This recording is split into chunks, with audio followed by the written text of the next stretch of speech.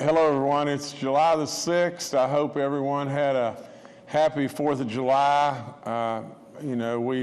We've had 4 deaths over the weekend. I'm always hesitant about a little bit about the weekends because sometimes we get a little bit of late reporting and everything, especially over a holiday weekend, but it's still optimistic, and I hate like crazy for these folks. We now have 2,901 deaths in West Virginia, and it's tragic beyond belief. But please join Kathy and I in our prayers and thoughts about these folks, and please just don't ever let them become a number. I mean, I can't be more emphatic than just that. But the 2,898th death was an 83-year-old male from Mercer County. The 2,899th death, an 83-year-old male from Wyoming County. Our 2,900th death in West Virginia is a 72-year-old female from Kanawha County. And our 2,901st death is a 93-year-old male from Mercer County. Again, I ask for their prayers, and I ask for you to, if you know these folks and everything, to reach out to the families and everything. Don't let them feel like they're alone. I mean, it's just a terrible, tragic time, that we've come through, and we're on our way to healing and coming back to as close to normalcy as we possibly can. But at the same time, it's a really sad time for these folks. So remember that and keep them in your prayers. We had 130 new cases in the last since our last update, and our positivity rate is 1.14 for the daily positivity. Our cumulative positivity is 5.00. I'll be so happy when we really pull that down below 5%. Our active cases are 1,093. Our recovered cases a little over 160,000. We have only 66 people, but that's 66 people that are hospitalized in West Virginia, and 25 in the ICU units. We have no red counties, no orange county, no gold counties, and 2 yellow counties, and they're shown on our map right there. Again, if you're 65 and older, and we've got updates as far as the vaccinations of our 65 and olders, and it's unbelievable how good we've done there. But the only way we've gotten there is we've all pulled the rope. We've all kept pushing these folks and pushing them to get there and everything. What they've done is unbelievable, unflat believable. The vaccination rate on our 65 and older, or our 50 and older. And so, but I still, cast this out to anybody that's 65 and older, especially all those that still are out there that haven't been vaccinated. I urge you to go get vaccinated. I mean, it's so simple and it's so safe, it's unbelievable. And truly, if this terrible killer gets on you, it probably won't turn you loose. And so it's a tragic way to die.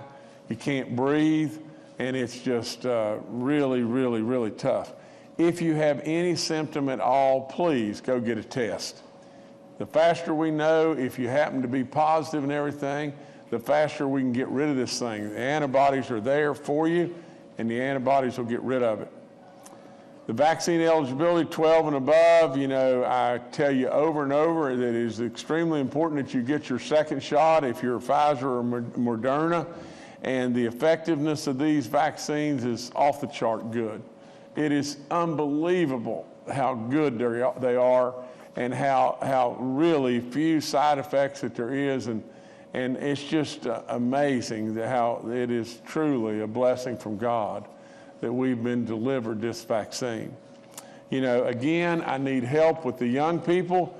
The young people out there are the ones that are dragging their feet. The sun's shining, they're out of school, all's good in the world and everything, and yet they don't really realize that they could be the transmitters that could be passing us on to someone that's going to die.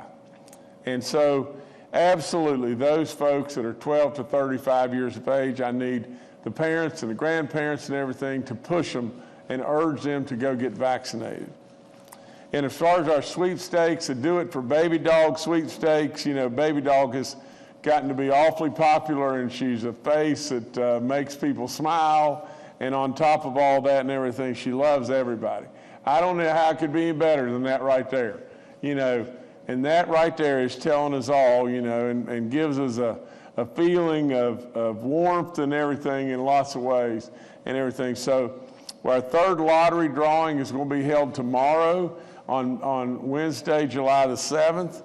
We're going to give away another $1 million on that day and 2 new custom trucks and all the different getaways, the 25 getaways and a lifetime hunting and fishing license and hunting rifles and hunting shotguns. And really importantly, 2 more full-time, full ride scholarships to all of our public institutions, you know, to anyone that they select. And it's room and board, it's tuition, books, it's everything.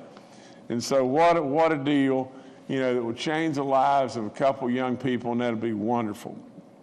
You know, and our last drawing is going to be for $1,588,000. And the second place drawing is going to be for $588,000. That'll be the last one that we do. And I remind everybody, Nathan's saying, you know, save a life, change your life. And there's right now 333,000 West Virginians that have registered for this drawing. You know, all you've got to do is register. It takes 1 minute to do so. And if you've been vaccinated, all you've got to do is register. But the whole key is this drawing is for people that have been vaccinated. I say it over and over. For those folks that haven't been vaccinated, they're in a lottery too.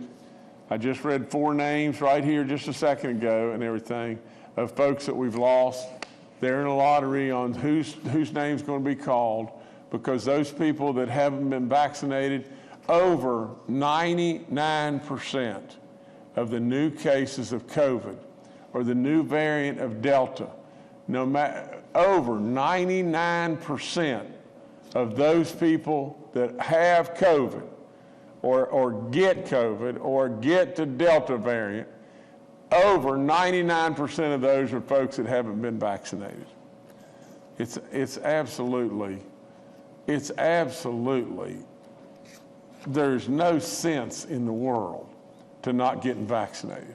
It's a tremendous risk. You know, you need to really think about that.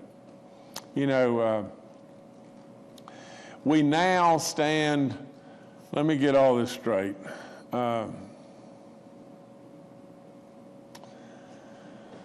Okay, on our vaccine distribution update, we have hit a huge milestone. We have now vaccinated over 1 million West Virginians with at least 1 COVID-19 vaccine. I congratulate everyone who's played a role in getting us this point, but we still have more work to do with our residents as far as getting them vaccinated. We're at 87.6% total administration rate. We're at 77.4% of West Virginia residents that are over the age of 65 that have have both doses. And I get this is unbelievable.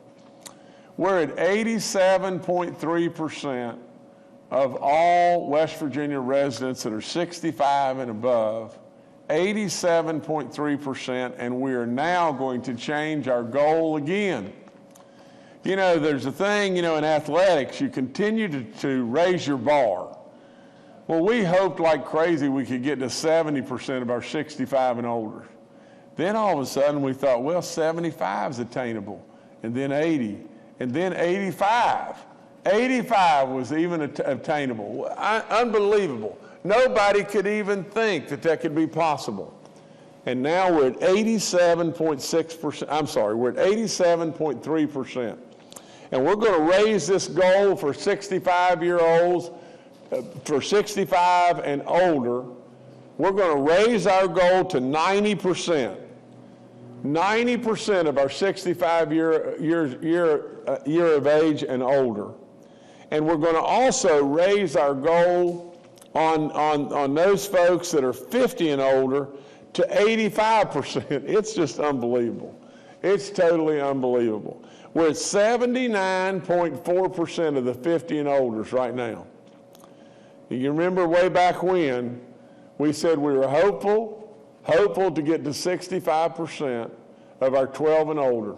The total eligible folks, we're at 64.5 right now. We're going to get there, and we're going to surpass it. Absolutely, you know, it's tough. And you know, you may have a whole lot of people on the outside that are throwing mud at you and saying, well, why in the world? Because it's not going great. It's not going great and everything, so why do this? Well, you know, if they'll just step back and say just this. We have 87.3% of the people that are absolutely dying.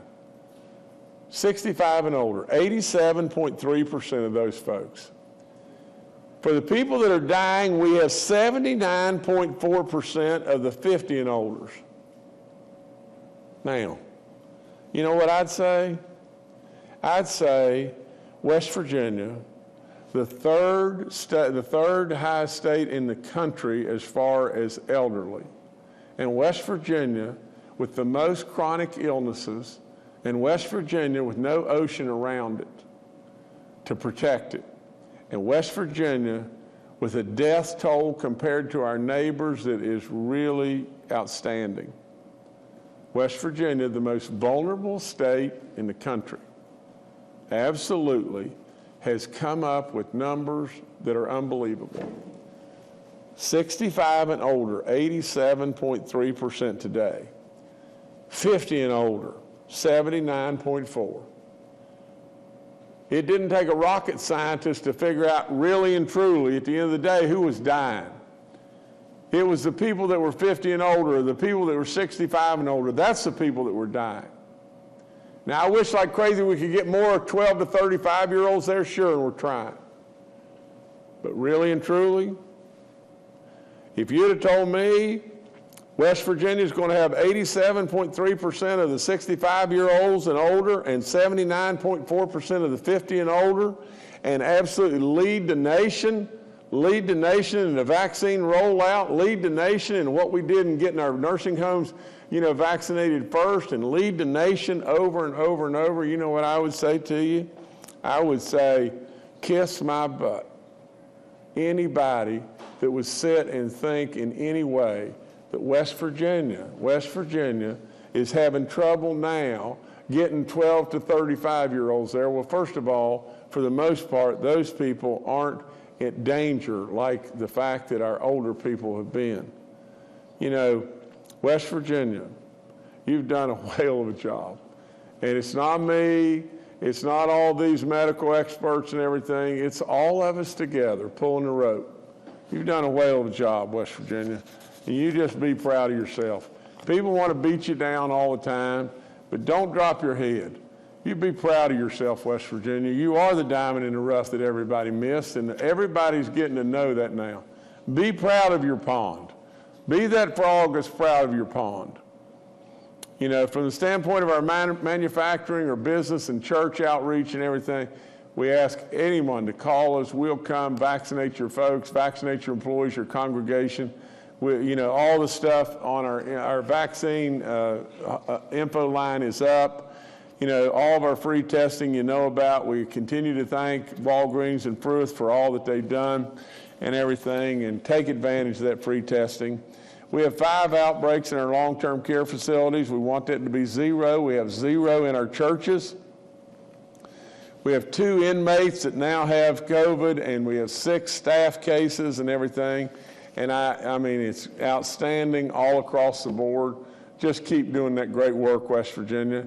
We absolutely ask you if you would just consider giving blood, giving plasma. It is so important. It is off the chart, especially if you've had this dreaded killer and survived it. You know, you ought to at least think about the possibility of giving blood or plasma. We have new pricings that have gone out through the DNR in regard to our lifetime hunting and fishing license. And I'm going to read through this and everything because I'm tickled to death about this and everything, because, listen, the more and more kids especially that we can get out and they can enjoy the outdoors and it touched their soul, you know, and infect them like like I was at an early age, and it just is so meaningful.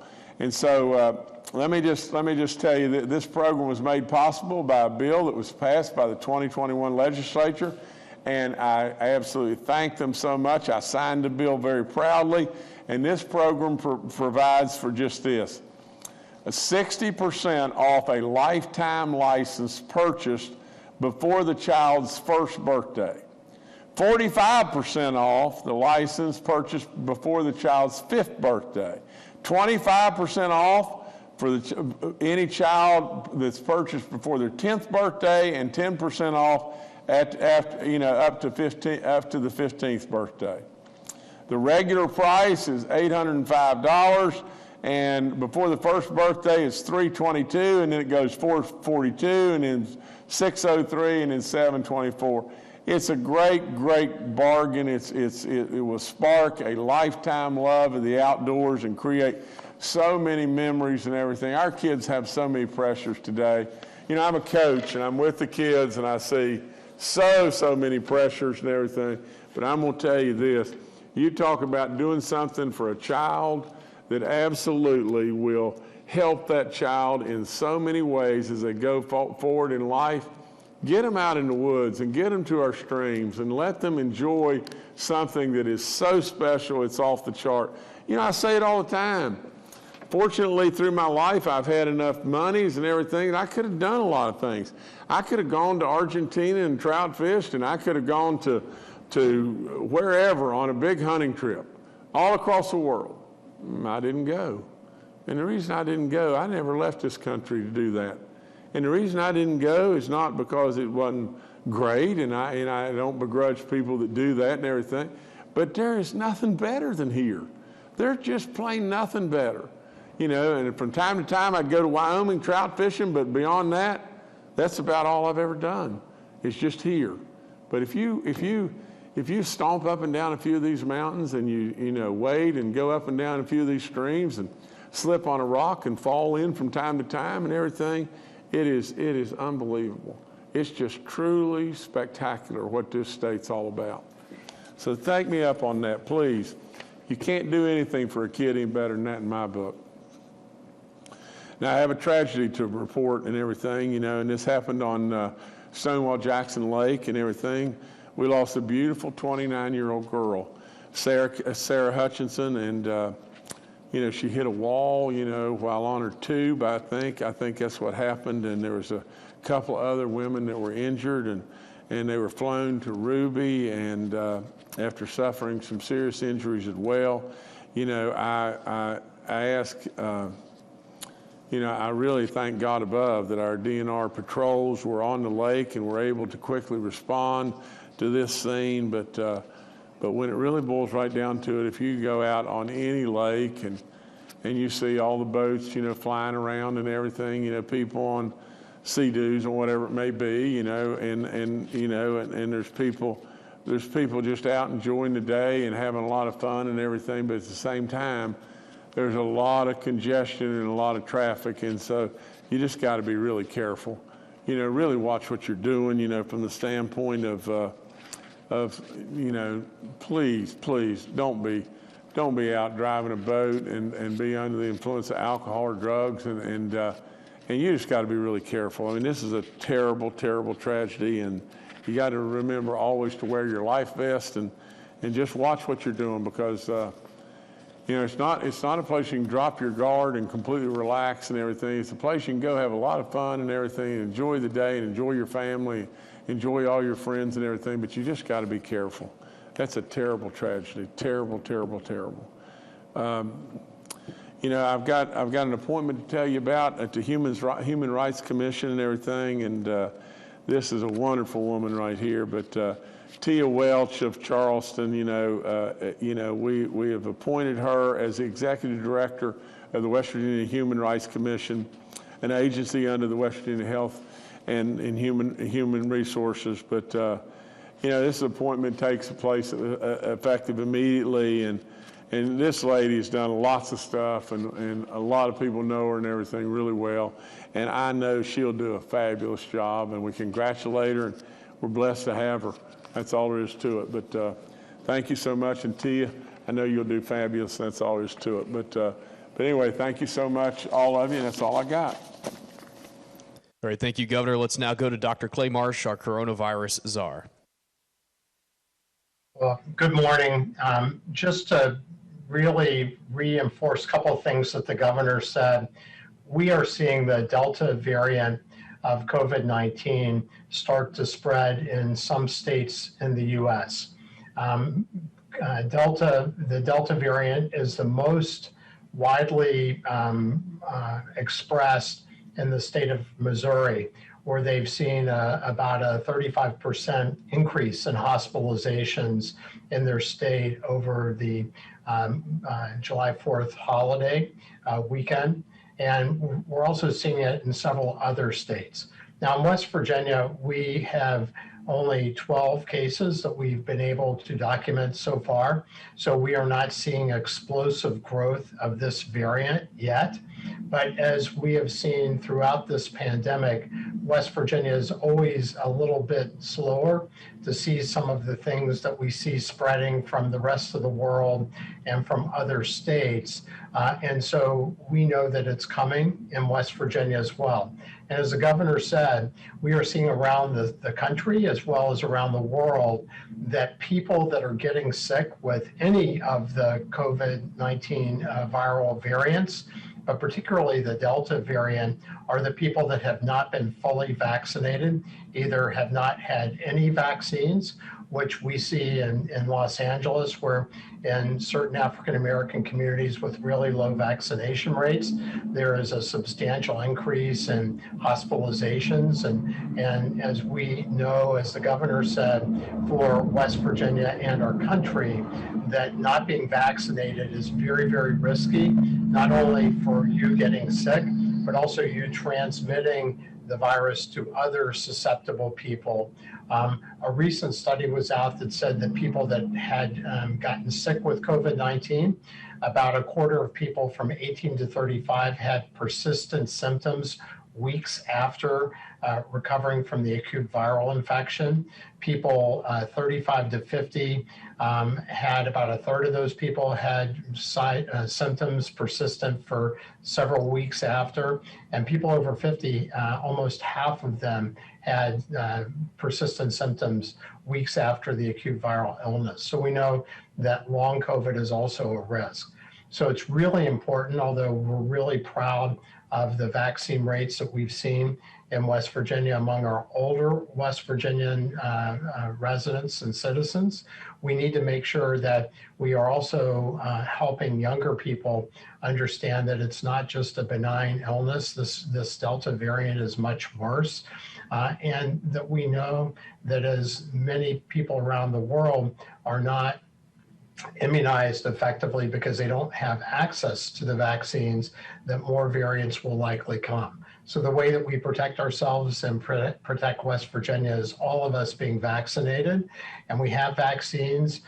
We really, really hope that people take advantage of this and also understand that this pandemic, although we're very, very fortunate to have the vaccines, and we're so happy that the West Virginians that have already taken the vaccines are vaccinated, that really we need people to be fully vaccinated. That's 2 shots of the mRNA vaccine, the Pfizer Moderna, or 1 shot of the Johnson & Johnson, and being 2 weeks afterwards to be fully immunized. And in Israel, which is a country that's had the most immunizations, what they found with the Delta variant, that about 64 to 68% of people were protected against getting infected, even fully vaccinated, but that 93 to 96% protection from serious disease, hospitalization, or death. So this variant is trickier, and we need to make sure that as many West Virginians as hear this call, please start your vaccine series if you haven't yet. We need you to be fully vaccinated. Very important. The Delta variant is a very different strain of COVID-19, and it's one that if you're not vaccinated can cause really serious problems. So thank you.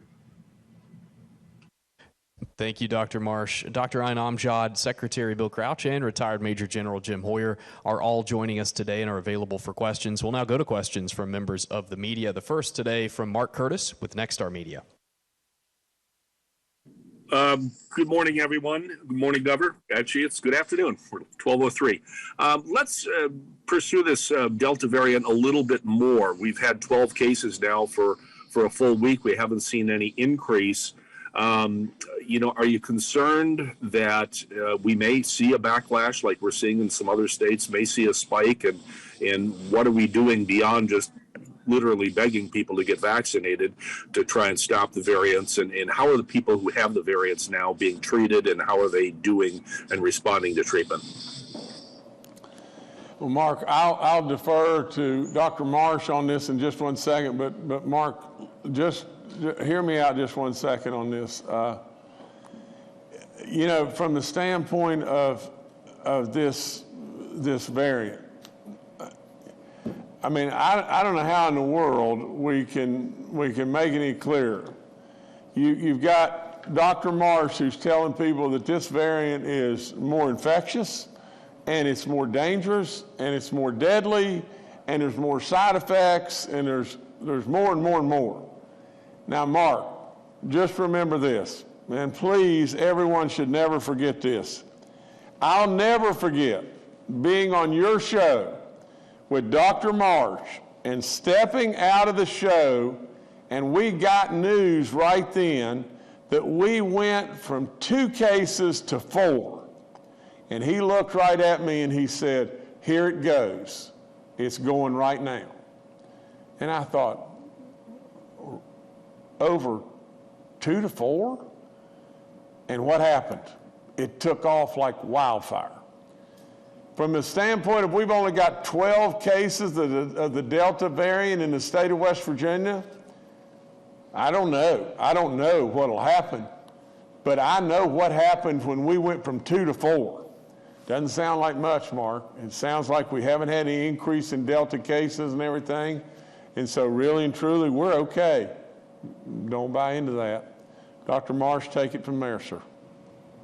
Thank you, Governor, and thank you, Mark. The Governor is absolutely correct.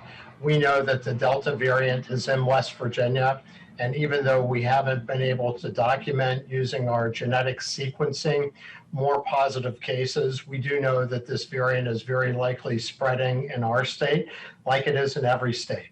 And as the Governor pointed out, we know that this variant has a very much worse set of characteristics related to how it spreads. Remember, we talked about the R-naught values of the base virus being 2.3 to 2.7.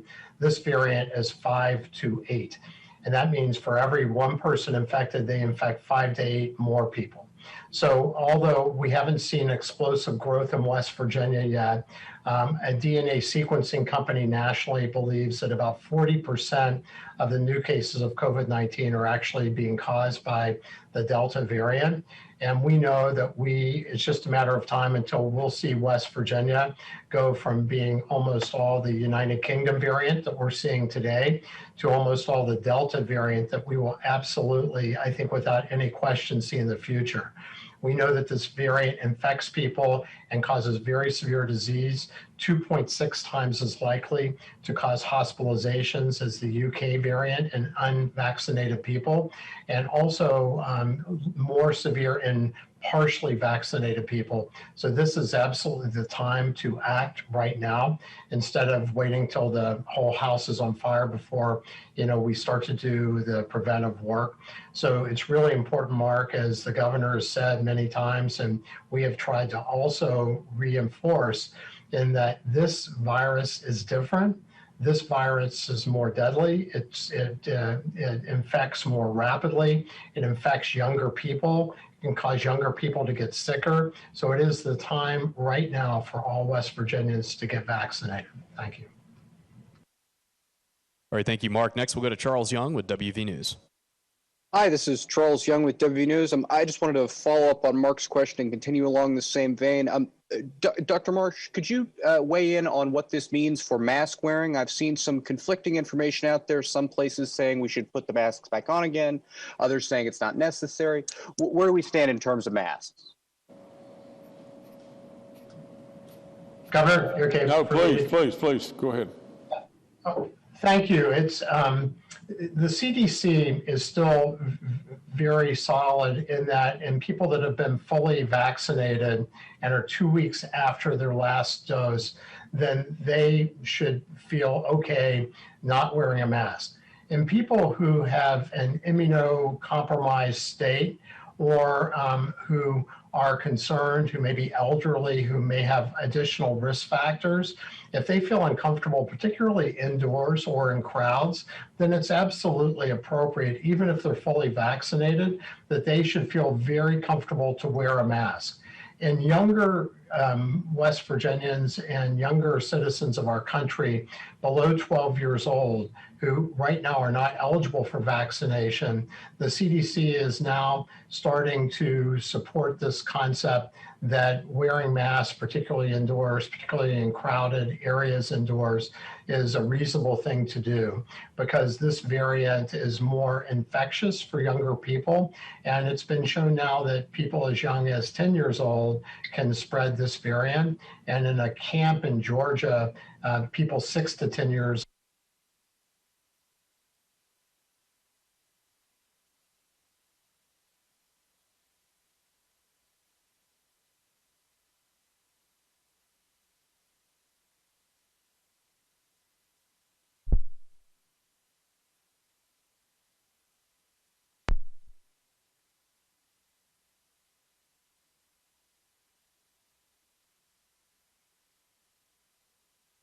particularly right now.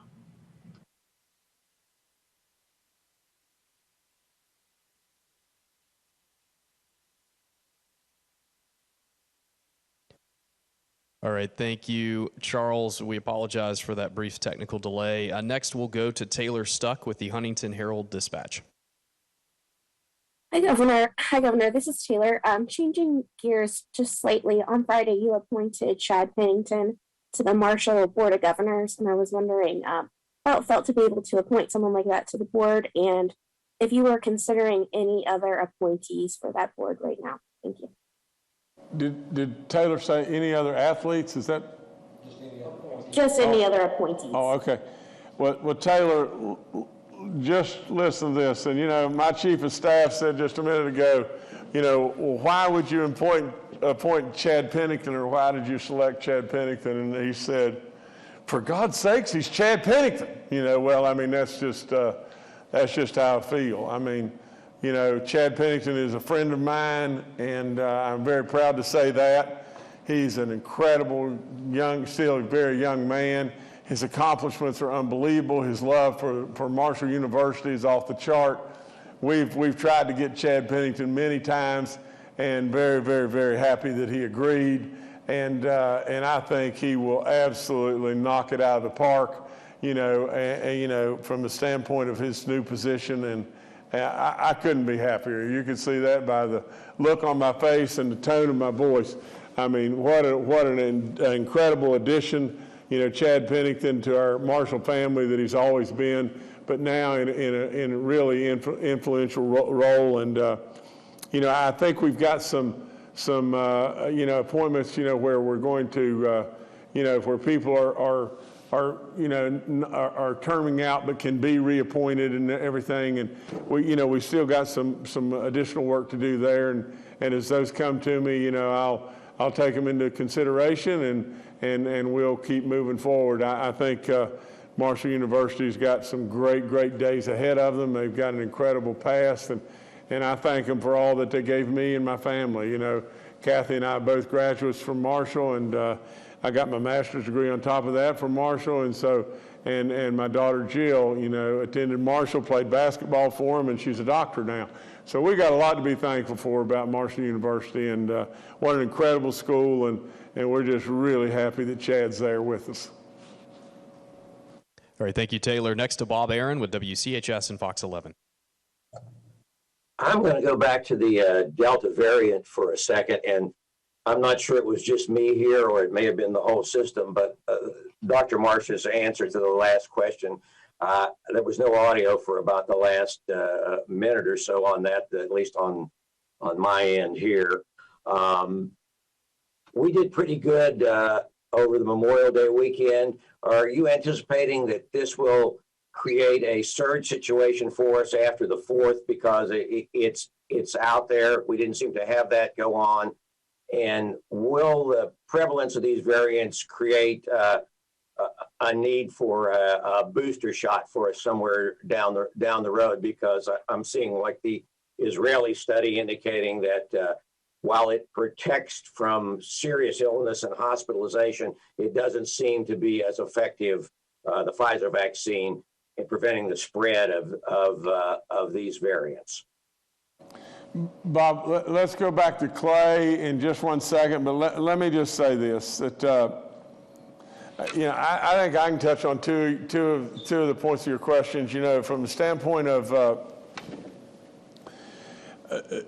will the holiday lead to like how we came through Memorial Day or whatever? Well, we're always concerned about that. That's always a worry. But at the same time, Bob, all we can go by, I mean, how many times have we done just this? All we can go by is the best information that we have. And the best information we have, Bob, tells us just this, that we're in our infancy in West Virginia with the Delta variant.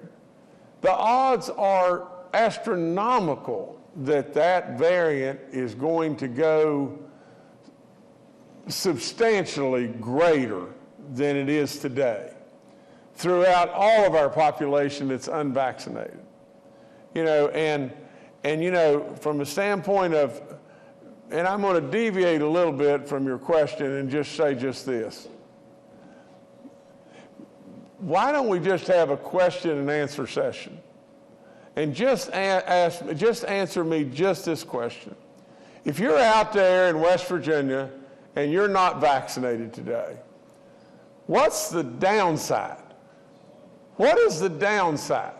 Other than maybe just, and I want to be super respectful. I mean, it's your right to not be vaccinated. I get that. I get that totally.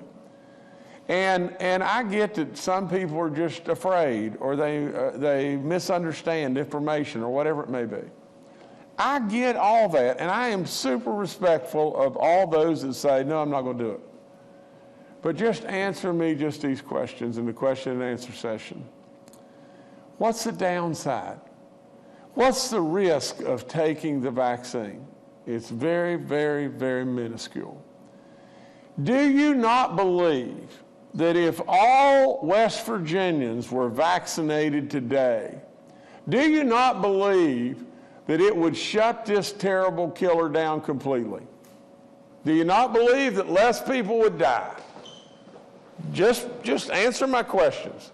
If you haven't been vaccinated, do you not believe that if all of us were vaccinated, if all of our population in West Virginia were vaccinated, would more people die or not? Well, absolutely, the answer is not.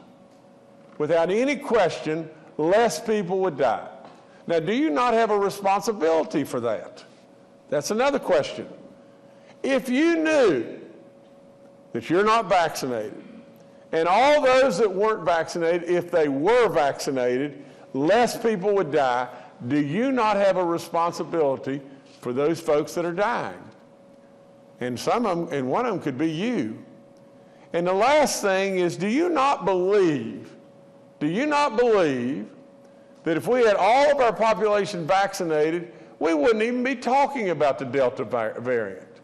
We would not anyway be concerned about the Delta variant. It would be gone. It would absolutely be gone. We'd shut it down completely.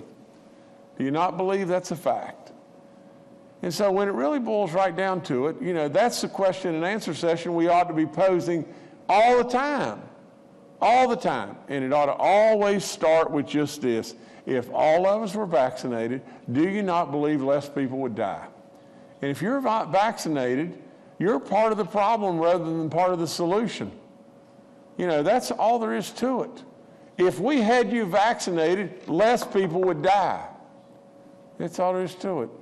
It's just that simple, Bob. But Dr. Marsh, you know, conclude with what you were saying in your answer just a second ago, because everybody was cut off. Thank you, Governor. Just to recap briefly, and the governor has really hit the really important highlights, that we know that people that are only partially vaccinated, that means one shot, not two shots of the Pfizer or Moderna, or have been fully vaccinated and haven't been out 2 weeks, you know, after that last shot, then they are still at risk of becoming infected with the Delta variant. But importantly, as we are looking at data from the United Kingdom and Israel, that we're still seeing a very marked reduction in deaths and hospitalizations. We know these vaccines still work great against the Delta variant. It is the people, though, who have not been vaccinated that have the highest risk of being hospitalized and dying and transmitting the virus to other people. So I was saying before that we know, although we've only seen 12 cases in West Virginia, the Delta variant is growing across this country. In the United Kingdom, where they had the variant that is now our most common variant in West Virginia, the Alpha variant or the United Kingdom variant, they now have basically 100% of their cases, new cases, caused by the Delta variant. The Delta variant is more infectious, it's transmitted easier, it is much more severe than the United Kingdom variant, and that's the reason why we are so focused at trying to help all West Virginians choose vaccination, because we know to stop the transmission, as the governor has said, it really requires us to have all people vaccinated, and that's fully vaccinated. When it comes to boosters, the CDC is following data and has been doing this at monthly intervals and still finds substantial effectiveness from the Pfizer and Moderna vaccines, and as working with the manufacturers, and still seeing significant benefit from the Johnson & Johnson vaccine as well. So they're watching carefully. The new variants may mandate some changes to the vaccine in the future, but the good news is currently all the vaccines that are approved for use in the US protect against the most severe consequences of the Delta variant, which is should be reassuring to us all. And it's really, as the governor said, the people that aren't vaccinated that are at really, really significant risk right now. All right, thank you, Bob. Next to Paul Mullen with WCBC. Good afternoon, Governor. Good afternoon, panel and fellow reporters. This is more directed toward General Hoyer. I know there is a little bit of a weakness in the numbers for the younger people in demographics. Are there any regions of the state that are doing worse than average, maybe looking at it from a rural versus urban area of the state type of a question here, General? Can you help me? Thank you. General, please go. Yes, sir, Governor. So, Paul, you hit it pretty well with your question. We still see less uptake of the vaccines in our rural areas. We will be starting some additional campaigns going forward that are focused on educating West Virginians on the value of the vaccine and the importance as it relates to what Dr. Marsh has laid out with the Delta variant. So we also are continuing to work within various groups. One of the areas, I was just on a call this morning with folks who run the Healthy Grand Families program. And a good example was a great-grandparent who was raising 3 great-grandchildren who we are working with to get vaccinated. So still a broad spectrum of people that we need to engage, and we'll be working very hard over the next couple of months to get to those numbers. All right, thank you, Paul. Governor, I'll turn it back to you. Well, I don't think I've got a whole lot left, that hadn't been already said, but I just want to, reach out one more time to our folks that aren't vaccinated.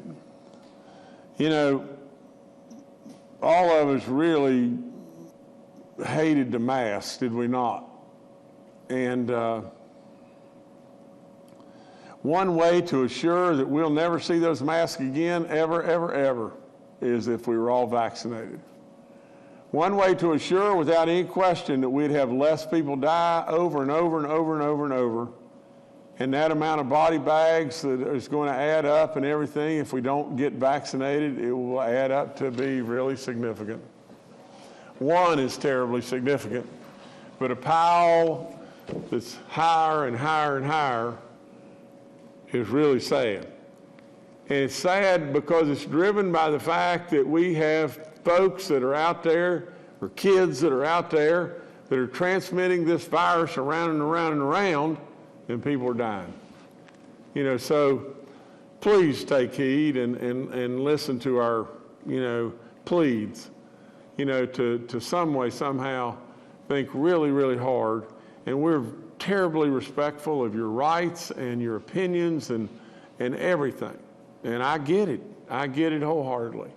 But please just take heed to what we're trying to get you to do, because you could be really, really part of the solution and not part of the problem.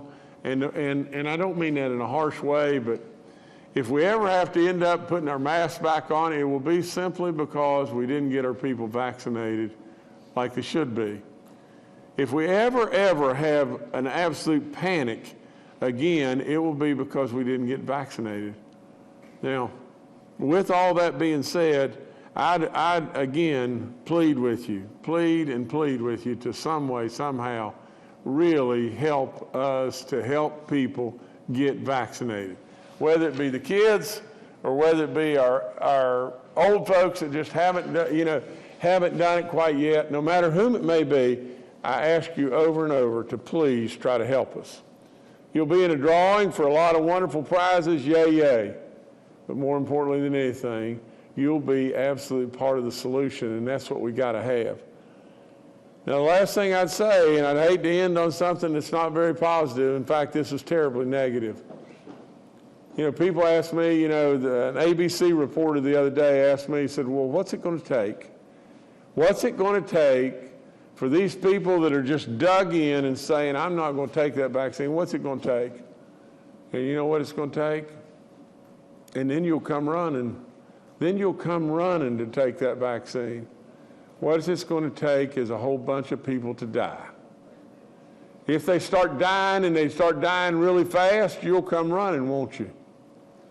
Absolutely, and it may be too late. Don't let it be too late. Anyway, thank you so much.